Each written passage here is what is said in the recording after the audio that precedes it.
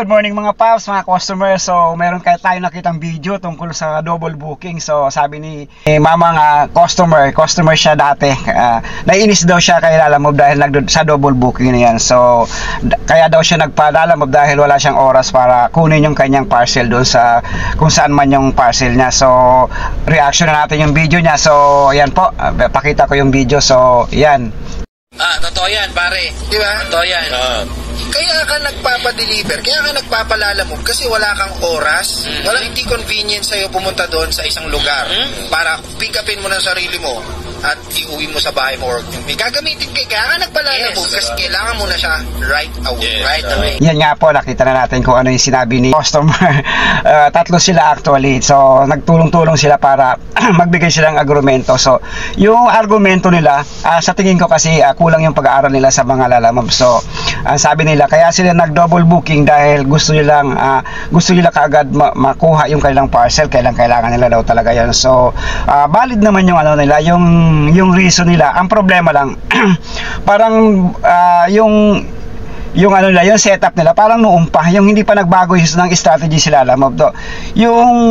Yung sinasabi nila, pwede yun noong panahon pa na hindi pa ina-allowed ni Lalamove si driver na mag-double booking. So, bakit ko sinasabi na noong panahon pa yun? Kasi noong panahon, pag single booking ka, malaki yung fare noon compare ngayon. Ngayon nga lang wala nang base fare. Tapos binabaan yung yung mga features niya, halimbawa yung surcharge, wala talagang surcharge, bihirang-bihira lang yan. So, ang mangyayari talaga doon, kailangan mo talaga mag-double book. So, yung booking talaga, dapat dalawa yung book mo, bawat isang, minimum mo talaga na dadalhin sa isang lugar, dalawa. So, kailangan mo talaga mag-double book, otherwise, hindi ka talaga kikita doon sa single book. So, ayan po yung yung dapat alam ni sir, na dapat alam niya kung ano yung sitwasyon. Hindi pwede yung tira lang na tayo ng tira, tapos hindi natin inaaral yung sitwasyon. Dapat nagtanong po kayo sa mga driver kung bakit sila nag-double book at bakit allowed siya ni Lalamove na mag-double book. So ayun ang dapat natin intindihan. And then doon sa sinasabi niyang wala na siyang oras, sir, hindi pwedeng wala kang oras. Lahat naman, alam ko naman, lahat ng trabaho natin dapat pinag-iisipan, hindi yung maisipan lang natin magpa-deliver. O okay, pwede siguro kung under emergency, pero isi-shoulder mo yung doon, yung kahit saan namang bagay, di ba?